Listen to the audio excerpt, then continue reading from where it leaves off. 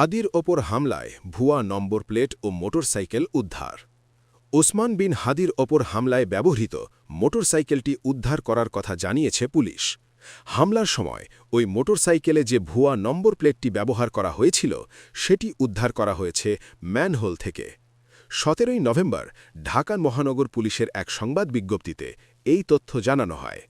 পুলিশের সংবাদ বিজ্ঞপ্তিতে বলা হয়, হামলায় ব্যবহৃত একটি হোন্ডা হর্নেট মোটরসাইকেল, হেলমেট এবং ভুয়া নম্বর প্লেটটি রাজধানীর আগারগাঁওয়ের বনলতা আবাসিক এলাকা থেকে ১৪ নভেম্বর পরিত্যক্ত অবস্থায় উদ্ধার করে ডিএমপির কাউন্টার টেরোরিজম ইউনিট।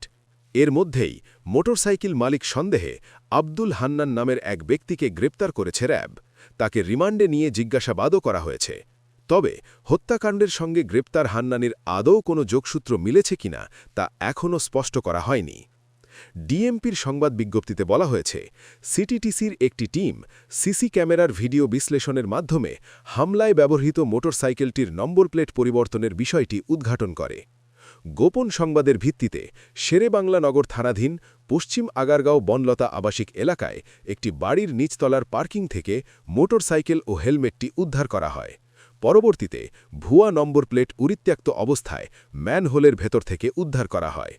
উদ্ধার মোটরসাইকেল, হেলমেট এবং ভুয়া নম্বর প্লেটটি ডিবির কাছে হস্তান্তর করার কথা জানানো হয়েছে সংবাদ বিজ্ঞপ্তিতে।